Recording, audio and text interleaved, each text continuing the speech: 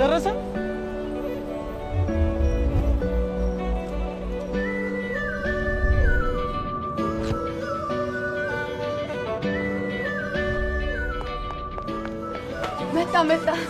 መጣ ህይወት ቀልባል አንዴበያ መጣ ዲጂታል ነው ዘና በላ ካሉበት ቦታ ምቾቱ ነው ያሻውትን የሚሸምቱበት ዘመናዊ የግብይት አማራጭ እነሆ ቴሌብር ሱፐር አፕ ላይ በሚገኘው ዘመን ገበያ ያሻውትን ይገቡ ጊዜና ጉልበቱን ያትርፉ ዘመን ገበያ የዘመናዊት ኢትዮጵያ የግብይት መዳረሻ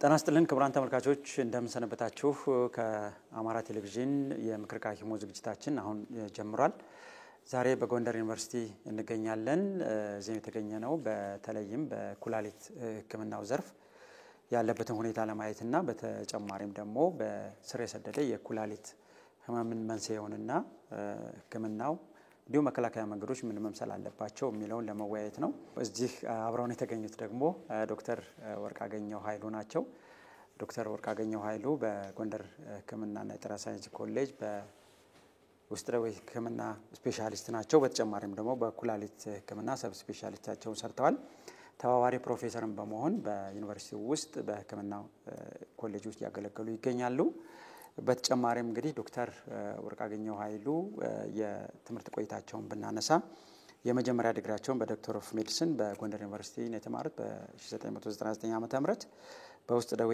ህክምናቸውን ደግሞ ስፔሻሊስታቸውን ሲሰሩ በአዲስ አበባ ዩኒቨርሲቲ ጥቁር አንበሳ ሆስፒታል ሰርተዋል በኩላሊት ህክምና ሰብ ስፔሻሊስታቸውን የሰሩት ደግሞ ህንድ ናራያና ሄልዝ ኮሌጅ ውስጥ ነው አሁን በጎንደር ዩኒቨርሲቲ ሆስፒታል ውስጥ ያገለገሉ ይገኛሉ በመምህርነት ነው በህክምና ማለት ነው በተጨማሪም ደግሞ በትርፍ ጊዜያቸው አርያም የውስጥ ደዌ ህክምና ስፔሻሊቲ ክሊኒክ ውስጥ ባለቤትና ሐኪም በመሆን እዛው እየሰሩ ይገኛሉ ዶክተር ወርቅአገኘሁ ኃይሉ የ17 አመት የህክምና ቆይታ አላቸው 8 አመት በኩላሊት ህክምና ያገለገሉ ማህበረሰባቸውን እየተጠቀሙ ያሉ ባለሙያ ናቸው አሳቸው ጋር ነው ቆይታ የምናደርገው አብራችሁ እንድትቆዩ በአክብሮት እንጋብዛለን ሰለሞን አወቀ አብራችሁ ቆያለሁ ፕሮግራሙን በመምራት በካሜራው በኩል ደግሞ እንዳለው ተሾመና ብዙ ዓለም ታዬ አብረውን አሉ እንድትከታተሉ በድጋሚ ጋብዛችኋለሁ እንኳን ደህና መጡ ዶክተር እንኳን ደህና መጣችሁ ጥሩ እንግዲህ የኩላሊት ስር የሰደደን የኩላሊት ህመም ነው ዛሬ የምናየውና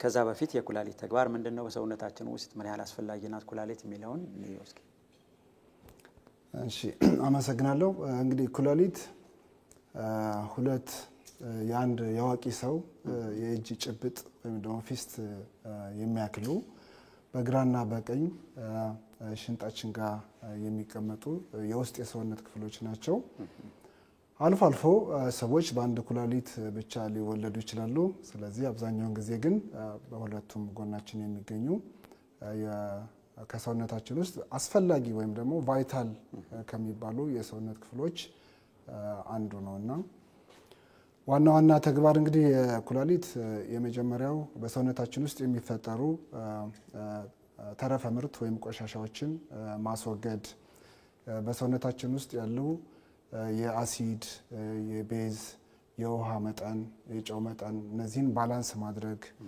የደም ግፊትን ትክክለኛ መጠን እንዲኖረው መቆጣጠር እና ሌሎች ያልጠቀስኳቸው ጥቃቅን ተግባራት አሏቸው። እንግዲህ ኩላሊት በጣም አስፈላጊ ናት በሰውነታችን ውስጥ የማያስፈልግ የሰውነት አካል ባይኖርም ደግሞ የኩላሊት ትንሽ ከበድ ያለ ስራ የምትሰራና አስፈላጊ መሆኗን ጠቅሰሉናል ዶክተር። ጥሩ ነው። የኩላሊትን መድከም ወይም ስር የሰደደ የኩላሊት ህመምን እናየው እስኪ። ምንድን ነው እሱ? በተለይ አጣዳፊ የምንለው ስር የሰደደውንም አብረን ማለት ነው። እንግዲህ ዋና ተግባሩን ቅድም በነገርነው ነው። የኩላሊት ህመም በሁለት መድከም በተለይ በሁለት ከፍለን እናያለን። ለዛሬ የመረጥነው ክሮኒክ ኪኒ ዲዚዝ ወይም ደግሞ ስር የሰደደ ወይም የቆየ የኩላሊት ህመም ሲባል፣ ሌላኛው ደግሞ አኪዩት ኪኒ ኢንጁሪ ወይም ደግሞ ድንገተኛ የኩላሊት መጎዳት ብለን እናያቸዋለን። ለዛሬ ርዕስ የወሰድነው ክሮኒክ ኪኒ ዲዚዝ ወይም ደግሞ የቆየ ወይም ስር የሰደደ የኩላሊት ህመም የምንለው ምንድን ነው የሚለውን ብያኔውን ስናይ ሁለት መሰረታዊ ችግሮች ሲኖሩ ነው። አንዱ የኩላሊት አካል ላይ ወይም ደግሞ ስትራክቸር ላይ ችግሮች ሲኖሩ በአልትራሳውንድ የታየ ወይም ከኩላሊት ላይ ናሙና ተወስዶ ፓቶሎጂ ላይ ችግር ካለ ወይም ደግሞ በሽንት ውስጥ መውጣት የሌለበትን መጠን ያህል ፕሮቲን ከወጣ፣ ሽንት ላይ ደም ከታየ እና የመሳሰሉት ነገሮች ኖረው፣ ሁለተኛው ደግሞ የኩላሊት የመስራት ወይም ደግሞ የማጣራት አቅም ሲቀንስ ነው። ይሄ በሕክምና ቃሉ ኤስቲሜትድ ግሎሜሩላር ፊልትሬሽን ሬት ወይም ጂኤፍአር እንለዋለን። የኩላሊቱ የመስራት ወይም የማጣራት አቅም ሲቀንስ እና እነዚህ ነገሮች 3 ወርና ከዛ በላይ ከቆዩ አንድ ሰው ክሮኒክ ኪኒ ዲዚዝ ወይም ደግሞ ስር የሰደደ የኩላሊት ህመም አለው ይባላል። ቅድም ያልኩህ የኩላሊት አካላት መጎዳት በፕሮቲን ወይም ሽንት ላይ ደም መኖር፣ በአልትራሳውንድ በፓቶሎጂ ሊታወቁ ይችላሉ። በብዛት የሚታወቀው ደግሞ በሁለተኛው ምክንያት ያልኩህ የኩላሊት የመስራት የማጣራት አቅም ሲቀንስ ነው። በተለይ ይሄ የኩላሊት የመስራት አቅም መቀነስ እንዴት ይታወቃል የሚለው በሰውነታችን ውስጥ ክሪያቲኒን የሚባል ንጥረ ነገር አለ። ክሪያቲኒን የሚባል ይሄ ሰውነታችን ኃይል ለማግኘት ከጡንቻ በምንንቀሳቀስበት ጊዜ የሚፈጠር ተረፈ ምርት ነው። ክሪያቲኒን ማለት በደም ውስጥ የሚገኝ የሚወገደው በኩላሊት ነው።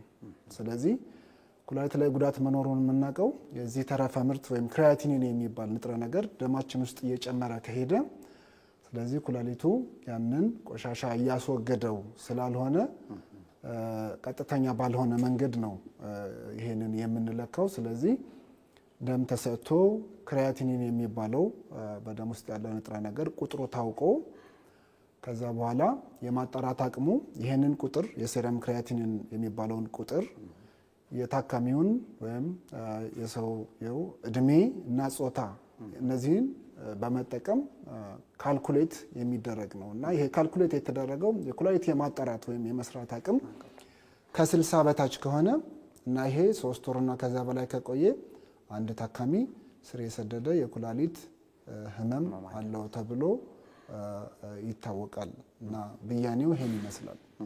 ጥሩ ነው። በተለያየ ማህበራዊ ድረገጾች ሊሆን ይችላል፣ በከተሞችም ላይም እኛም እንዲሁ በምናየው የኩላሊት ሕክምና ማድረግ ፈልጎ እየተባለ እርዳታ ሲጠየቅ ስለ ህመሙም እንደዚህ ሲነሳ እንሰማለን።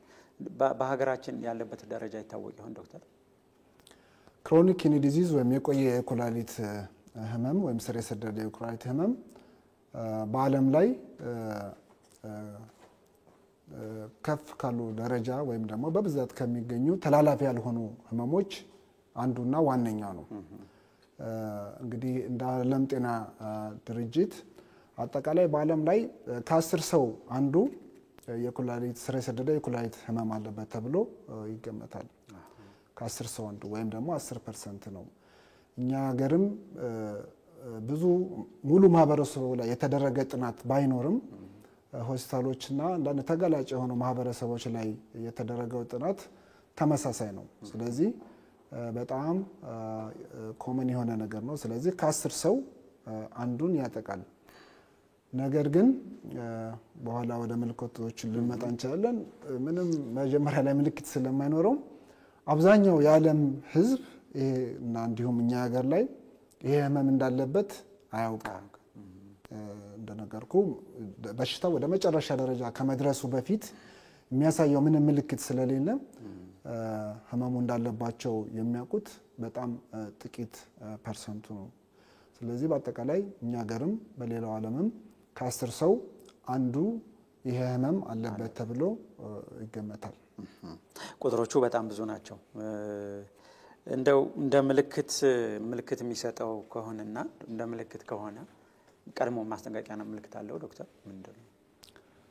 ሲኬዲ ወይም ይሄ ስር የሰደደ የኩላሊት ህመም በመጀመሪያዎቹ ደረጃዎች ላይ ምንም አይነት ምልክት የለውም። ደረጃዎች አሉት። ደረጃ 1 2 3 4 5 የምንለው ደረጃ 1 ማለት ገና ሲጀምር አካባቢና ብዙ ጉዳት ሳይደርስ ነው። ደረጃ 5 የምንለው ደግሞ የመጨረሻ ወይም ደግሞ ፋይናል ስቴጅ ነው። በተለይ ደረጃ 1 2 3 ላይ ያሉ ህሙማን ምንም ምልክት አያሳዩም። ስለዚህ ህመሙም እንዳለ ማወቅ አይችሉም እና ወደ ጤና ተቋም ስለማይሄዱ ብዙ ጊዜ ለአጠቃላይ ሕክምና ወይም ደግሞ ለቼክአፕ ካልመጡ በስተቀር የመታወቅ እድሉ አነስተኛ ነው። ምናልባት ደረጃ 4 እና 5 ላይ ሲደርሱ ግን በሰውነት ውስጥ ያሉት የቆሻሻ መጠኖች እየጨመሩ ሲመጡ ምልክት ማሳየት ይጀምራልና ስለዚህ የምንለው በዋናነት ተገላጭ የሆኑ የህብረተሰብ ክፍሎች መመርመር እና ቀድሞ ማወቅ ካልሆነ ምልክት አይኖረውም። ምልክት የሚኖረውም ብዙ ጊዜ መመለስ የማይችልበት ደረጃ ላይ ከደረሰ በኋላ ነውና የዋና ዋና ምልክቶቹ ሰውነት ማበጥ ሊሆን ይችላል። በተለይ ፊት ላይና አይን ዙሪያ፣ ከዛም ሆድም እግር መብጠት፣ የድካም ስሜት፣ የደም ማነስ ስለሚኖራቸው ማዞር፣ ጆሮ አካባቢ መጮህ፣ ከፍተኛ የሆነ የምግብ ፍላጎት መቀነስ፣ እንደ ደረጃው በኋላም ማስመለስ፣ እንቅልፍ ማጣት፣ ሰውነት ላይ ቆዳ ላይ ማሳከክ፣ በኋላም የአእምሮ የመስራት አቅምንም በማዛባት ራስን እስከ መሳት ኮማ መድረስ ካልታከመም እስከ ሞት የሚያደርስ ህመም ነው። ስለዚህ ምልክቶቹ እንደ ደረጃው ይለያያሉ። ብዙ ጊዜ ከደረጃ 1 እስከ ደረጃ 3 ያሉት አብዛኛዎቹ ምልክት የላቸውም።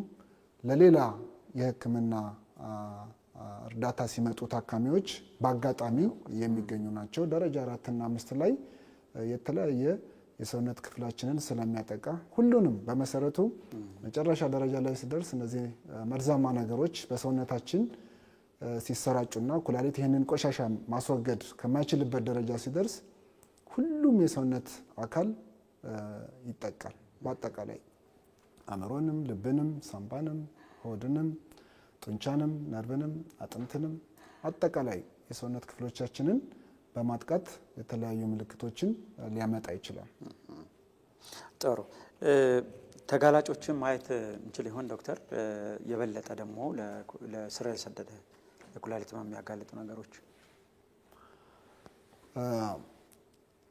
ተጋላጭ የህብረተሰብ ክፍሎች እነማን ናቸው?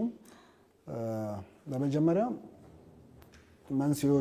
ለመንስኤዎቹ ተጋላጭ የሆኑ ሰዎች ናቸው። ለዚህ ለስር የሰደደ የኩላሊት ህመምም ተጋላጭ የሚሆኑት በዓለም ላይ ዋና ዋና የኩላሊት ስር የሰደደ የኩላሊት ህመም መንስኤ ተብለው የሚገለጹት አንደኛ የስኳር ህመም ነው። ሁለተኛው ከፍተኛ የደም ግፊት ወይም የደም ግፊት ህመም የምንለው ነው። ሶስተኛ ክሮኒክ ግሎሜሩሎኔፍራይቲስ የሚባል እነዚህ ግሎሜሩለስ የሚባለውን የኩላሊት ክፍል የሚያጠቁ ብዙ በሽታዎች አሉ። ስለዚህ እሱ ነው። ሌላ በዘር የሚተላለፍ በቤተሰብ በዘር የሚተላለፍ ፖሊሲስቲክ ኪድኒ ዲዚዝ የምንለው አለ። ወይም ሁለቱም ኩላሊቶች ላይ ከፍተኛ የሆኑ ትናንሽ ውሃ የቋጠሩ ሲስት ወይም ደግሞ ውሃ የቋጠሩ ከረጢቶች የሚኖሩበት እና ሌሎች ናቸው። እና ተጋላጭ የህብረተሰብ ክፍሎችም የምንላቸው ከዚሁ ጋር የተያያዘ ነው እና እነማን ተጋላጭ ናቸው? ቀድመውስ ፕሮግራም ተይዞ በአመት አንዴ ወይም ሁለት ጊዜ መመርመር ያለባቸው ተጋላጭ የህብረተሰብ ክፍሎች ናቸው።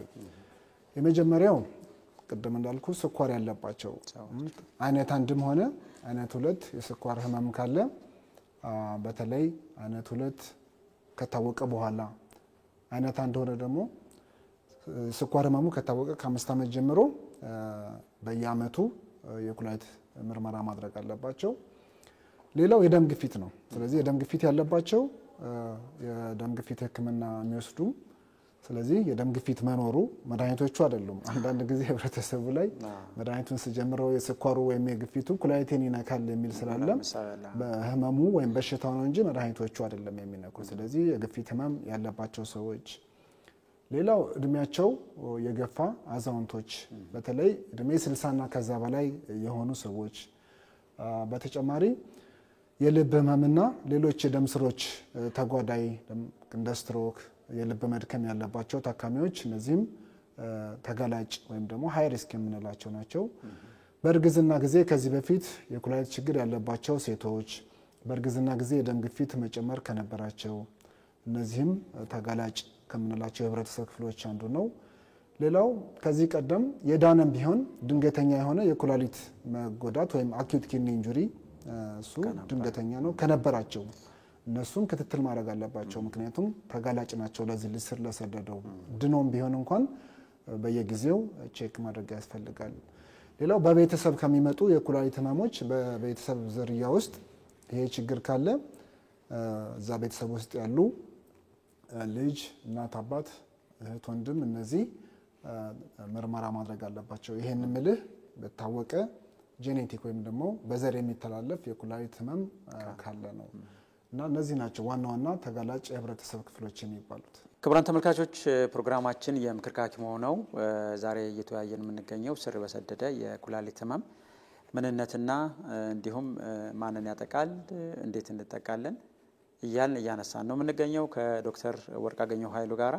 ዶክተር ወርቅአገኘሁ ኃይሉ በጎንደር ዩኒቨርሲቲ ሆስፒታል ውስጥ በኩላሊት ህክምና ሰብ ስፔሻሊቲ ሆነው እያገለገሉ ነው የሚገኙት። ከእርሳቸው ጋር ነው ቆይታችን። አሁንም እንድትከታተሉ እንጋብዛለን።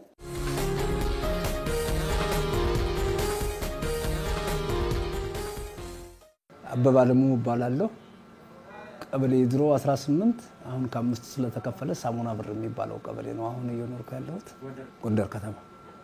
የኩላሊት ህመሙ ለሌላ ህክምና ትንሽ መጠነኛ ሳል ስለነበረብኝ እሱን ለመመርመርም እንደው ሞስት ፕሮባብሊ ኒሞኒያ ሊሆን ይችላል ወይም ቲቪ ሊሆን ይችላል ብዬ ነበር የመጣሁት። በኋላ እነሱን ነፃ ሲሆን በኋላ ግን ዶክተር ወርቅአገኘሁ አይ ሌላ ትልቅ ችግር አለ አለኝ። ምንድነው ዶክተር ስለው ሁለቱ ኩላሊት ፌል አድርገዋል ኪድኒ ፌለር የሚለው ችግር አጋጥሟል አለኝ። እኔ ደግሞ ከዚያ በፊትም ኪድኒ ፌለር የሚለውን ቃል ራሱ ብዙም አላውቀው ስለነበር በቃ ኩላሊታችን ከጥቅም ውጭ ከሆነ እኔ እምሞት አይነት ነገር ነበር መስሎ የታየኝ እና ምና ግንቦት ላይ ነበር በ2016 ግንቦት ላይ ነበር እንትኑ የጀመረኝ። ከዚያ የተወሰኑ ጊዜያት በተለያዩ መድኃኒቶች ታብሌቶችን እየወሰድኩ ቆየሁ። ይሄ ነው የምለው ነገር የለም። ያው ጥሮታ ከወጣሁ በኋላ የሆነች ዝም ብዬ ከመቀመጥ ብዬ ከቤቴ ጎን ትንሽ ሱቅ ነገር ከፍቼ እሷ ላይ ቆሜ ሰራ ነበር። አብዛኛው ደግሞ የቤተክርስቲያን ሰው ስለሆንኩኝ እንደምናልባት እዚህ ቤተክርስቲያን ቆሜ ውልና አስቀድሼ እንደገና ደግሞ ሱቅ መጥቼ ስቆም ጧጧት ደግሞ ከጓደኞቼ ጋር ስፖርት ምናምን ሰራ ነበር። ሐኪሞቹ የሚሉት አሁን ግፊት አለብህ ወይ ስኳር አለብህ ወይ ቼን ስሞከር ነው ወይ ቼን ድራንከር ነው ወይ ምናምን የሚሉት እኔ ከነዚህ ሁላ ነፃ ነኝ የነበርኩት እንደው ያው በተፈጥሮ ማለት ነው። አሁን እኔ ያው የኩላሊት በሽታ 5 ደረጃዎች ነው ያሉት። መጥቼ የተለያዩ ምርመራዎች አልትራሳውንድን ጨምሮ ሲደረግልኝ ኦሬዲ 4ኛ ደረጃ ደርሷል ከ5። ያ ማለት ደግሞ ክሮኒክ ሌቭል ደርሷል ማለት ነው። ከዛ ድረስ ግን ምንም ያዩት ነገር የለም አይደለም ነበር። ከዛ በኋላ ነው በቃ ሐኪሞቹ ምርመራው ያለበት ሲሉኝ ራሱ ውስጣዊ ፍርሃቱም ጭምር ይሁን አላውቅም ሰውነቴ እንትን እያለ ኢሚዲየትሊ ሐምሌ ጠንከር እያለ ነሐሴ ጠንከር እያለ ሄደ። እንዳልኳችሁ መስከረም ላይ ዲያሊሲሱን እንድጀምር ዶክተር ወርቅአገኘሁ መከረኝ። ጀመርኩኝ ማለት ነው። ማንኛውም ሰው እኮ ቢቻል በ6 ወር አለበለዚያ በአመት እኮ አንዴ ሙሉ ምርመራ ብናካሄድ እኮ እኔ አሁን መጥቼ ስመረመር ከ3 ወር በፊት ብትመጣ ኑሮ ክሮኒክ ሳይደርስ አኪዩት ላይ ያለ ሪቨርስ እናደርገው ነበር አለኝ እኮ ዶክተር ወርቅአገኘሁ። ስለዚህ አሁን ያለ መመርመር ችግር በቃ ከዚያ በኋላ እኮ ቤተሰቦችን ባለቤቴ ልጄን እንዲመረመሩ አደረኩኝ። እና አሁን በቋሚነት እነሱ ያው ዲያሊሲሱን ስለማካሄድ ዲያሊሲሱን አካሄዳለሁ። እነሱ ግን ቢያንስ በ6 ወር በጣም ረዘመ ቢባል ግን በአመት አንዴ ሙሉ የጤና ምርመራ እንዲያደርጉ እያደረኩ ነው። ባለፈው ጊዜ እነዚህ መሳሪያዎች ተበላሹ። ያው እስኪጠገኑ አንድ የኛ ታካሚ የነበረ ልጅ ያው ሄዶ መታከም ስላልቻለ ከዚህ ዓለም ተለይቷል። አሁን እነዚህ መሳሪያዎች ከተበላሹ ብዙ ታካሚዎች ይጎዳሉ። በቃ ወደ መጨረሻው ህይወት ማብቂያ ይሄዳሉ። ምክንያቱም አዲስ አበባ ስተድ የፕሌኑ ቲኬት የራይዱ ዘደሙ የግል ሆስፒታሎች ደግሞ በጣም ውድ ነው። ለአንድ ዲያሊሲስ እስከ 4500 ነው የሚያስከፍሉ። ማህበረሰቡ ይሄን አስቦ ጤናውን በየጊዜው ቼክ ማድረግ እኔ እንዲያው በቃ ከመብል ከመጠጥ ባልተናነሰ ማሰብ አለበት ነው ነው ማሰበው እና የመዘናጋታችን ችግር ነው ይሁን ሁላ እየፈጠረብን ያለውና ስትያዝ ነው ደግሞ ይበልጥ መጣል እውነት ነው ማለት በቃ ሰው ጤናውን ካልተመረመረ ከሚበላው ቀንሶ መመርመር የግድ ነው የሚሆነውና እኔ እንደው በጣም አስቸጋሪ ነው በዚህ በኩል ያለው። እኔም ከዚያ በፊት የነበረኝ ግንዛቤ ለስሙ እኮ አሁን አዲስ አበባ ዩኒቨርሲቲ ተመርቄያለሁ። ከዚያም ውጪ ሁለተኛ ዲግሪን ሰርቻለሁ። በኔ ሌቭል እኔ ያልተመረመርኩ አርሶ አደሩ እንዴት ነው የሚመረመር ብለህ ታስባለና በተለይ ቢያንስ የከተማው ሰው ፊደል ቆጠርኩ የሚለው አካል ስንቱ መረመራን ብትለው እኮ አይመረመርም እኮ የተወሰኑ ብልጥ ብስል ሰዎች ናቸው የሚመረመሩና እሱ ወሳኝ ነው የሚሆነው። ከዚያ በኋላ ችግሩ ስትገባ ግን የማትወጣው አይነት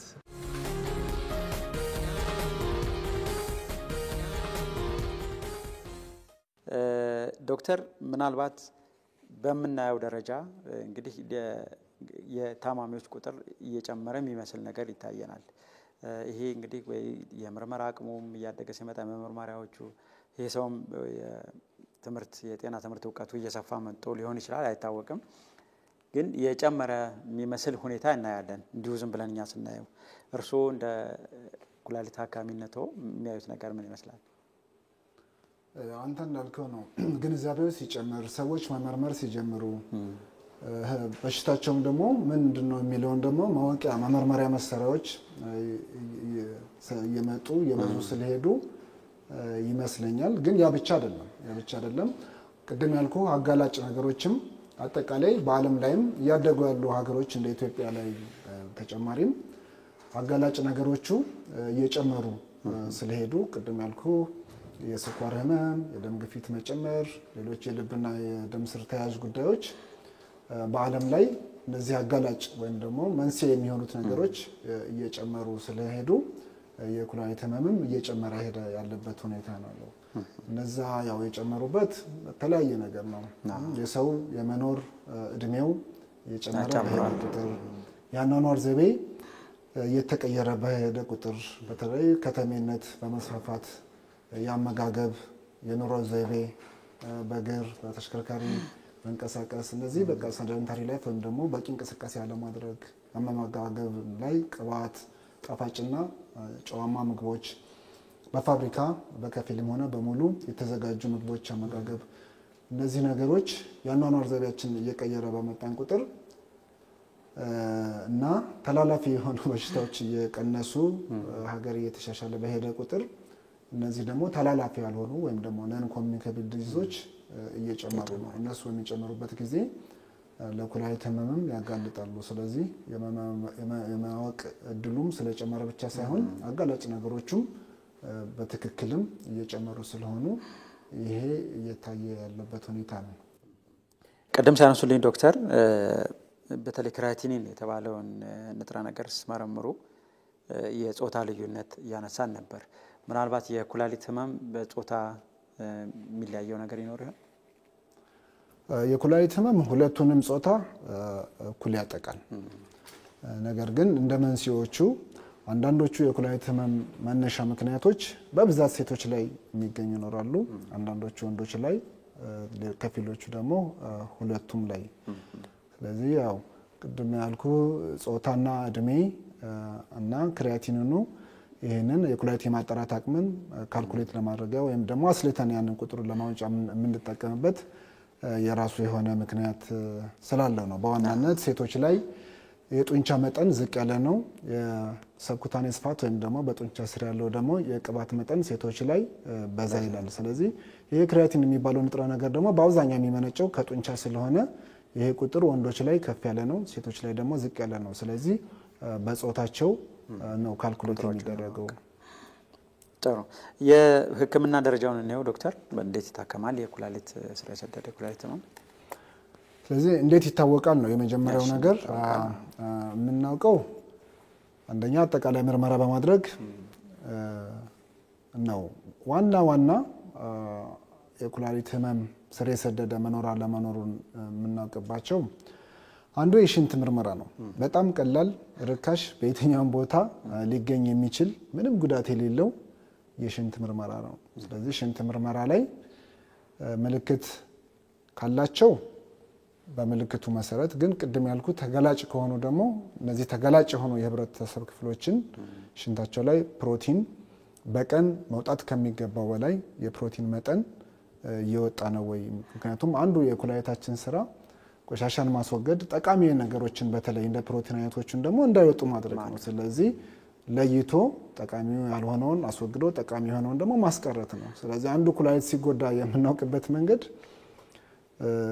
ቆሻሻ ነገሮችን ሊያወጣ ይችላል፣ መውጣት የሌለባቸው ጠቃሚ ነገሮችን ደግሞ ሊያስወግድ ይችላል። ስለዚህ ሽንት ላይ ያለ የፕሮቲን መጠን ማወቅ፣ ሌላ ደምም ሽንት ላይ ለረጅም ጊዜ ወይም ደግሞ ጊዜያዊ የሆነ ሽንት ላይ የደም መኖር ምንም ችግር የለውም።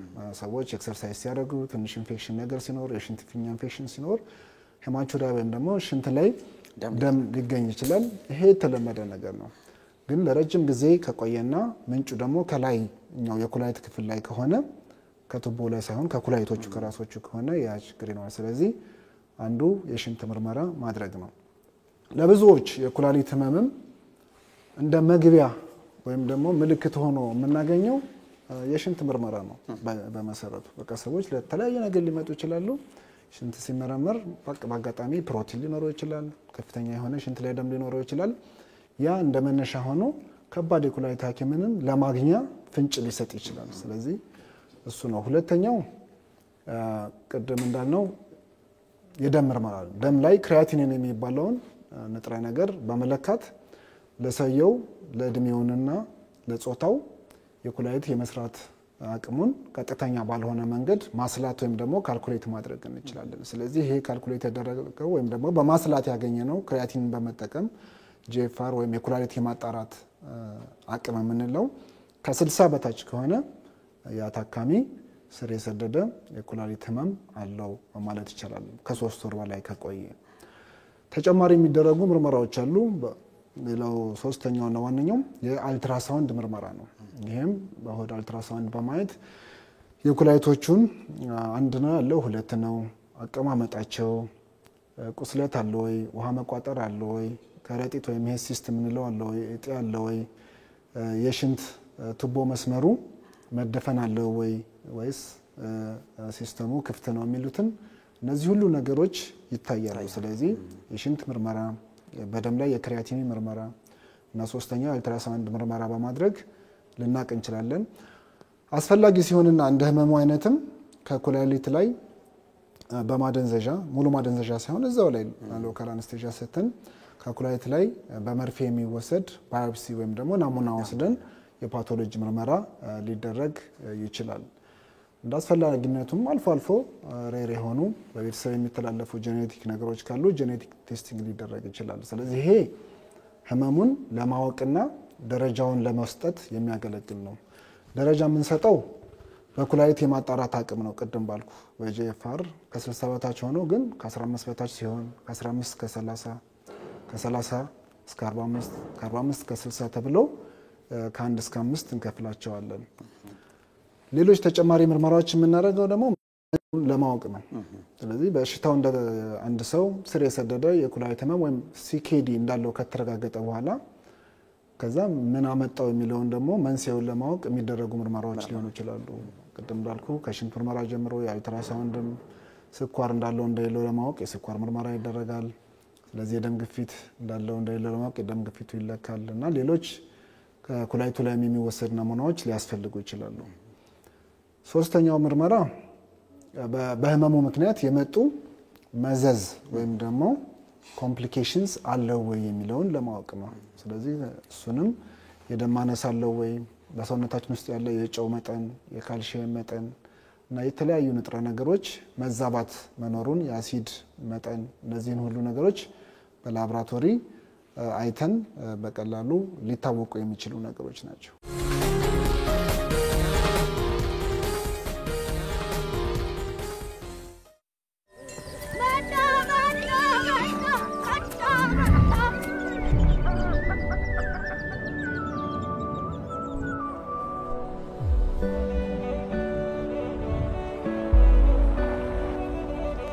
ደረሰ?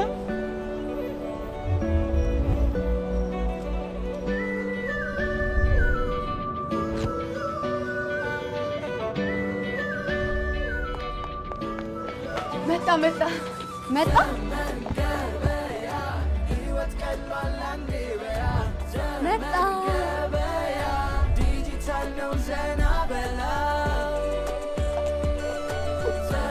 ካሉበት ቦታ ምቾት ሆኖ ያሻውትን የሚሸምቱበት ዘመናዊ የግብይት አማራጭ እነሆ። ቴሌብር ሱፐር አፕ ላይ በሚገኘው ዘመን ገበያ ያሻውትን ይገበዩ፣ ጊዜና ጉልበቱን ያትርፉ። ዘመን ገበያ፣ የዘመናዊት ኢትዮጵያ የግብይት መዳረሻ።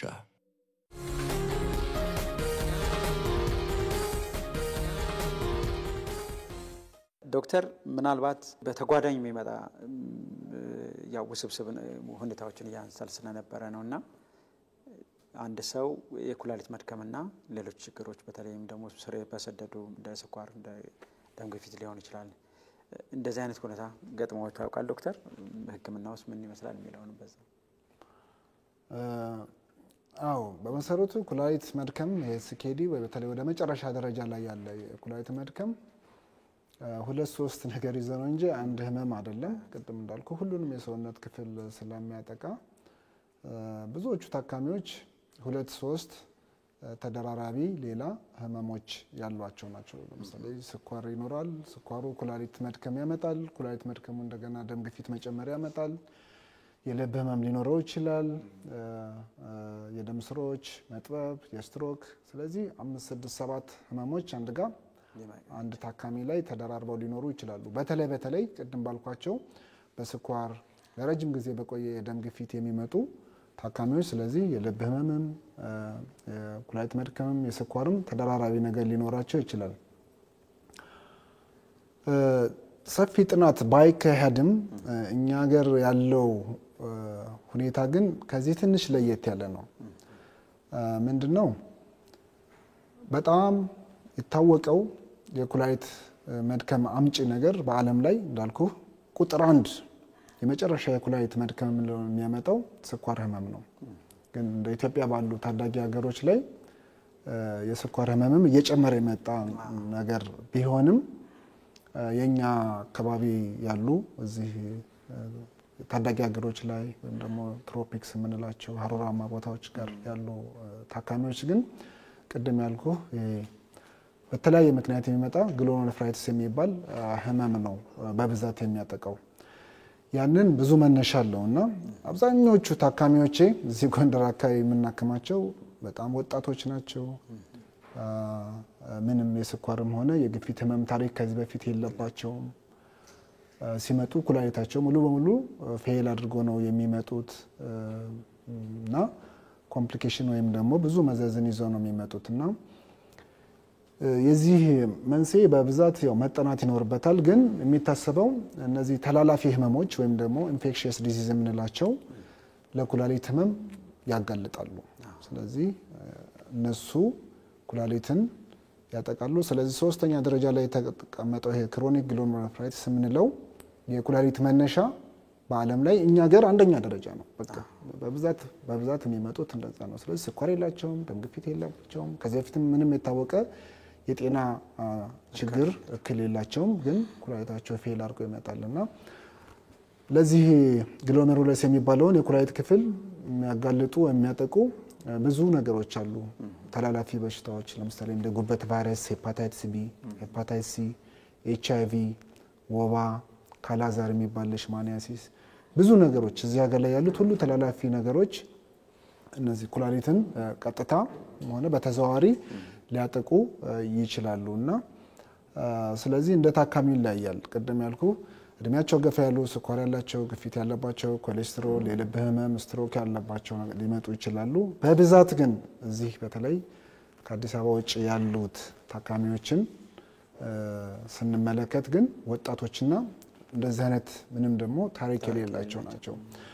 አብዛኞቹ ስንጠይቅ ግን የሆነ ጊዜ ላይ የደም ግፊት ኖሯቸው ያውቃል ትንሽ ወይም ደግሞ የሰውነት ማበጥ ኖሯቸው ያውቃል። እዚህ ጋር ማስተላለፍ የምፈልገው ነገር በተለይ ወጣ ያሉ ሆስፒታሎች ላይ ጤና ጣቢያዎች ላይ ለሚሰሩ ባለሙያዎች አንድ ወጣት ሰው ምንም የሰውነት ክብደቱ ያልጨመረ በትንሽም ቢሆን ፊት ማበጥ፣ ሽንት መቅላት ወይም ደግሞ የሽንት መኩረፍረፍ፣ አረፋ መኖር እና የደም ግፊት ካለ እነዚህ ሰዎች የኩላሊት ህመም መኖር አለመኖሩ መረጋገጥ አለበት።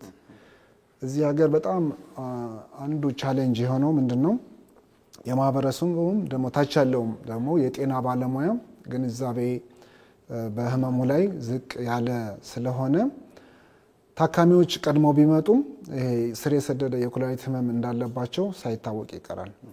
ቅድም እንደነገርኩ መጀመሪያ ላይ አንዱ የኩላሊት ጥቅም ወይም ደግሞ አገልግሎት የደም ግፊት መጠንን የተስተካከለ እንዲሆን ማድረግ ነው እና አንዳንድ ጊዜ ኩላሊት ህመም ግፊት በመጨመር ብቻ ሊመጣ ይችላል ታካሚው ሌላ ምንም ነገር የለውም። ግፊቱ ሲለካ ግፊቱ ይጨምራል። ስለዚህ ሰው አንዳንድ ጊዜ የእውቀት ጋፕ ካለ ወይም ችግር ካለ ግፊት አለው ተብሎ ያ ታካሚ የግፊት መድኃኒት ይጀምራል። ግን ግፊቱ የኩላሊቱ መድከም ምልክት ሊሆን ይችላል። ስለዚህ ወጣት ሰዎች የደም ግፊታቸው በጨመረ ቁጥር ቢያንስ የመጀመሪያው ጊዜ ላይ ከኩላሊት መጎዳት ጋር የተገናኘ መሆን አለመሆኑን ማወቅ ያስፈልጋል። ስለዚህ የሽንት ምርመራና ቅድም ያልኩ ክሪያቲኒን ምርመራ ቢደረግላቸው ለምን ለኛ ሀገር የሚጠቅመው በዛን ሰዓት ታካሚው ኩላሊት ችግር እንዳለው ማወቅ ነው።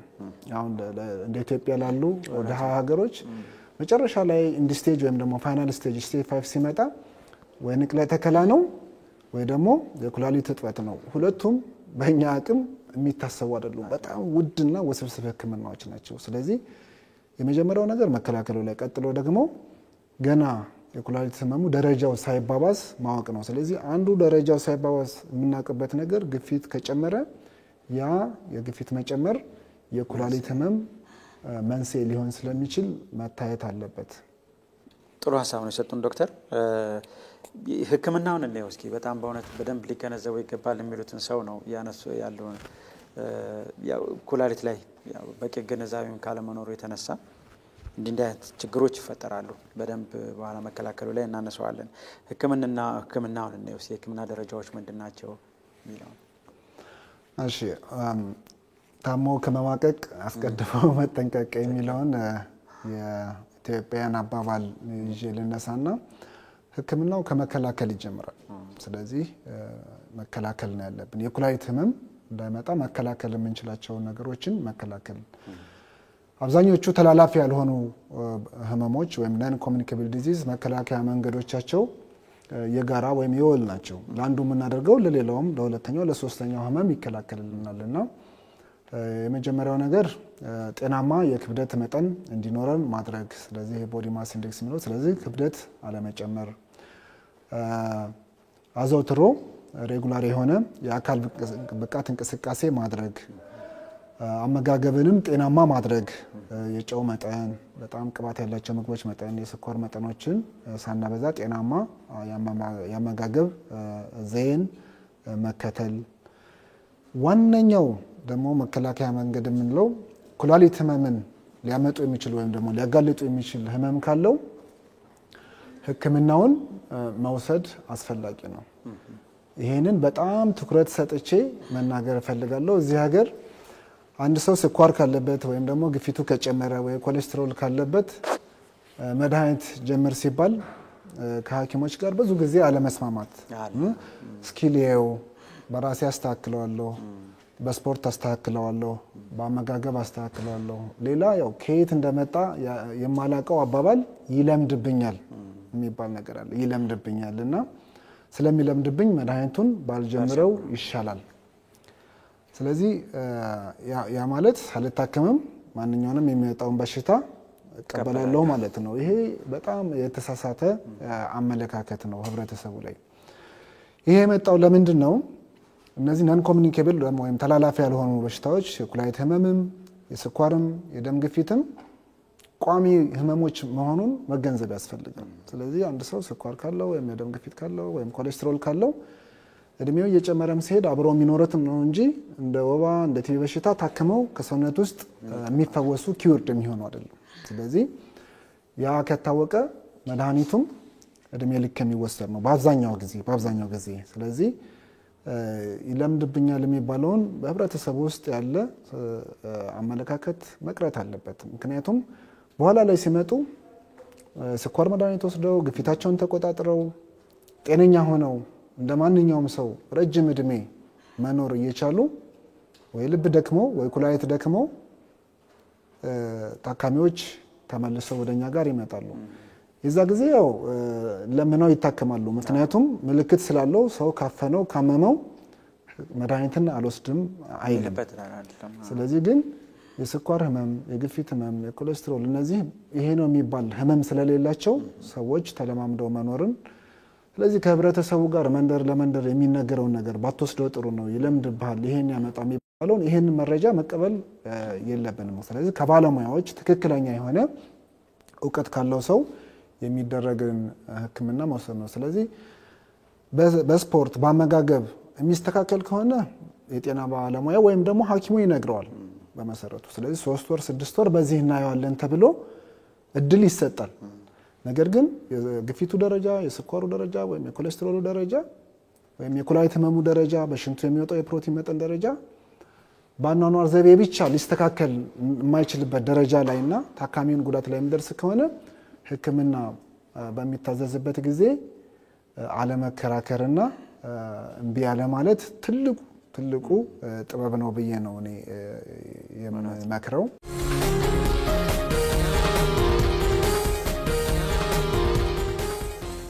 ኩላሊት ከተነካ ህክምናው ምን ይመስላል ስንል የመጀመሪያው ህክምና መንስኤውን ማከም ነው። ስለዚህ ስኳር ከሆነ ስኳሩን መቆጣጠር፣ ግፊት ከሆነ ግፊቱን መቆጣጠር፣ ለኩላሊት ጎጂ የሆኑ መድኃኒቶችን ሰውየው ታካሚው ወስዶ ከሆነ እነዛን መድኃኒቶች ማቆም፣ የሽንት ቱቦ ስርዓተ ሂደት ላይ ሽንት ተዘግቶ ከሆነ ያን የተዘጋውን መክፈት፣ እጢ ከሆነ ያን እጢ ማስወጣት። ስለዚህ በኢንፌክሽን የመጣ ነገር ከሆነ ኢንፌክሽኑን ማከም፣ ኤችአይቪ ከሆነ የኤችአይቪ መድኃኒት፣ የጉበት ቫይረስ ከሆነ የጉበት ቫይረስ መድኃኒት። ስለዚህ የመጀመሪያው መርህ ወይም ደግሞ ፕሪንሲፕል የምንለው የኩላሊት ህመም ያመጣውን መንስኤውን ወይም ደግሞ መነሻውን ማከም ነው አንዱ ህክምና። ሁለተኛው መርህ የምንለው የኩላሊቱ ህመም ወይም ደግሞ ክሮኒክ ዲዚዝ የስር የሰደደው ህመም እንዳይባባስ ማድረግ ነው። ወይም ደግሞ ስሎዊንግ ዲዚዝ ፕሮግሬሽን ነው የምንለው። በቃ ህመሙ ደረጃ 1 ላይ ደረጃ 2 ላይ ሆኖ 3 4 5 ብሎ ቶሎ ተጣድፎ ሙሉ በሙሉ ኩላሊቱ እንዳይደክም ያንን ማዘገያ ወይም አንዳንድ ጊዜም ደግሞ ማቆሚያ ህክምናዎች አሉ። ስለዚህ እንደሱም የደም ግፊት መቆጣጠር፣ ስኳር መቆጣጠር፣ በሽንት ውስጥ የሚወጣ ፕሮቲን ካለ ያ እንዳይሆን ማድረጊያ ህክምናዎችን መውሰድ ያስፈልጋል።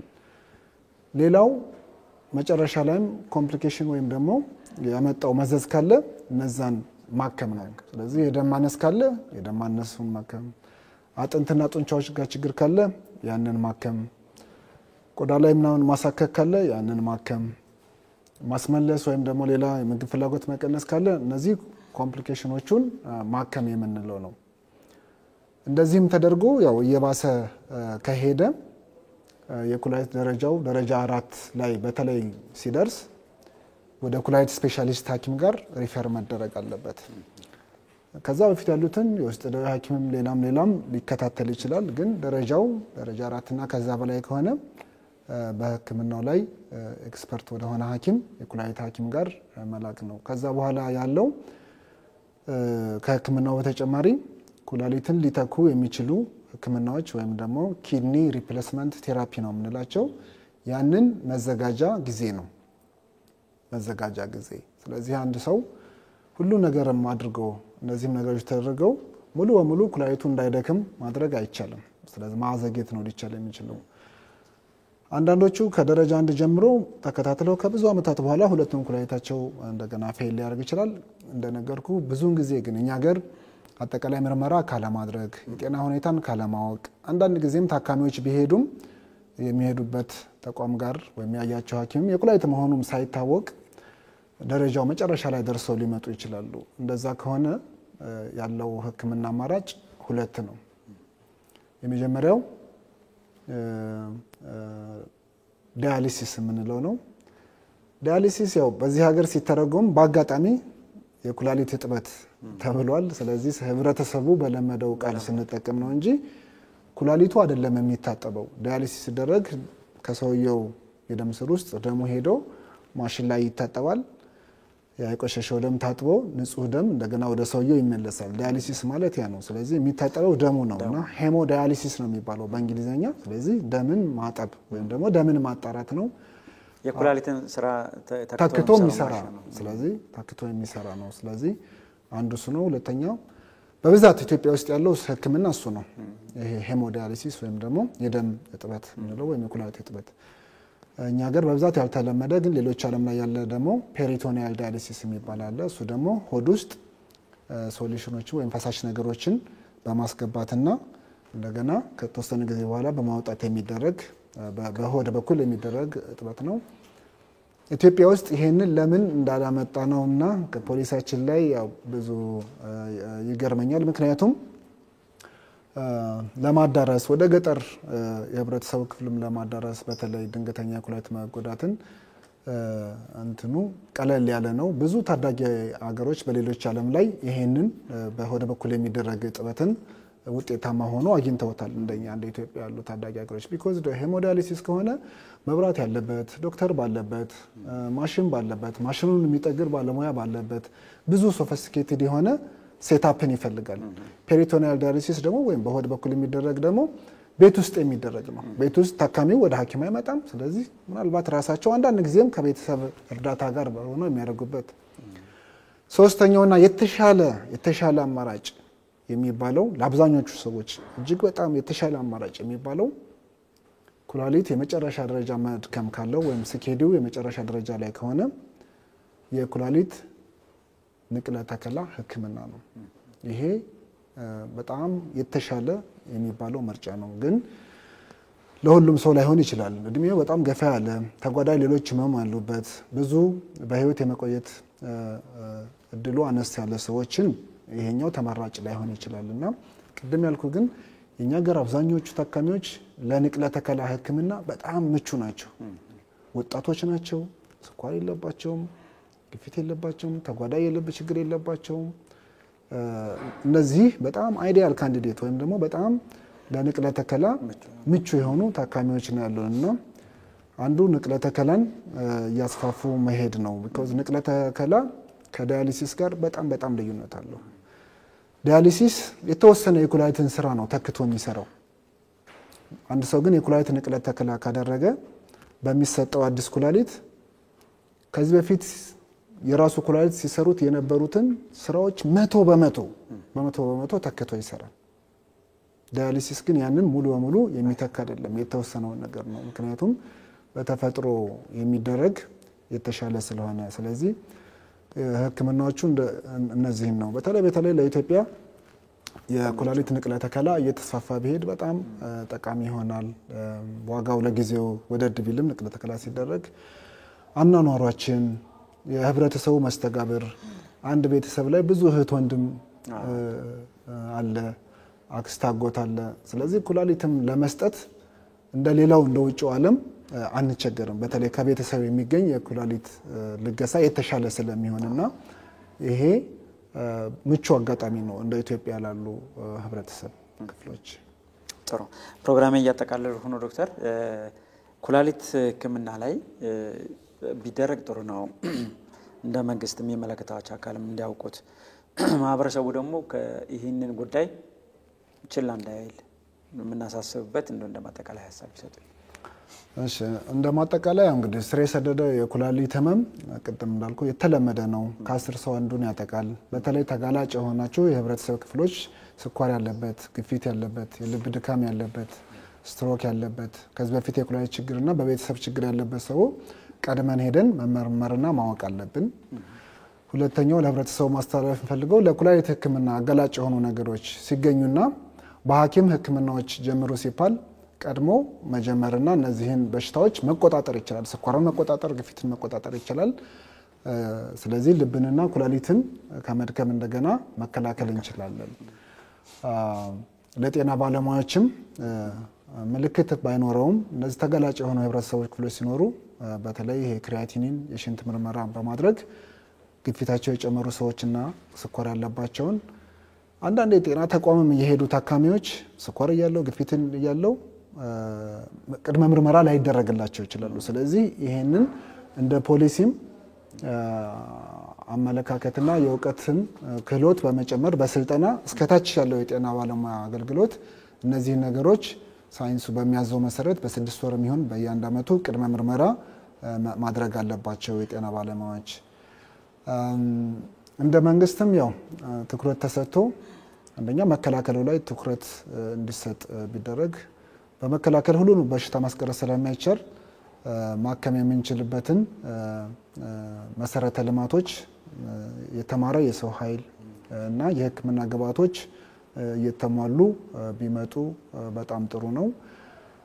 በተለይ ለአኪዩት ኪድኒ ኢንጁሪ በሆድ በኩል የሚደረገው የሚሆን ሄሞዳያሊሲስ በብዙ አትሊስት ዞናል ሆስፒታሎች ላይ ቢገኝ በጣም ጥሩ ነው። ምክንያቱም በቃ አንድ ወላድ እናት ደም ይፈሳታል። ድንገተኛ የኩላሊት መድከም ሲኖራት ብዙ ኪሎ ሜትሮችን አቋርጦ ወደ ክልል ከተሞች ወይም ወደ አዲስ አበባ ነው የምንልከው እና ይሄ አሳዛኝ ሁኔታ ነው እና ስለዚህ እዛው ባለበት አካባቢ ላይ ለስር የሰደደ ምናልባት አቅማችን ላይፈቅድ ይችላል፣ ግን ድንገተኛ ለሆነና ሊመለስ የሚችል እነዚህ ፋሲሊቲዎች ቢሟሉ በጣም ጥሩ ነው ብዬ አስተያየቴን እሰጣለሁ። አመሰግናለሁ። በጣም ማመሰግን ዶክተር ወርቅአገኘሁ ኃይሉ። እኔም አመሰግናለሁ ሰለሞን። ክቡራን ተመልካቾች ፕሮግራማችን በዚሁ ነው የሚጠናቀቀው። በሳምንት በሌላ ርዕሰ ጉዳይ ከሌላ ባለሙያ ጋር እንገናኛለን። የኩላሊት ጤናን ቀድሞ በማወቅ መጠበቅ ይቻላል። ሙሉ ምርመራ በማድረግ ስር የሰደደ ከመሆኑ በፊት ሕክምናውን ማግኘትና ወደ ቀድሞ ቦታ መመለስ እንደሚቻል ከዛሬው ውይይታችን ተገንዝበናል። አብራችሁም ስለቆያችሁ እጅግ በጣም እናመሰግናለን። መልካም ጊዜ ይሁንላችሁ።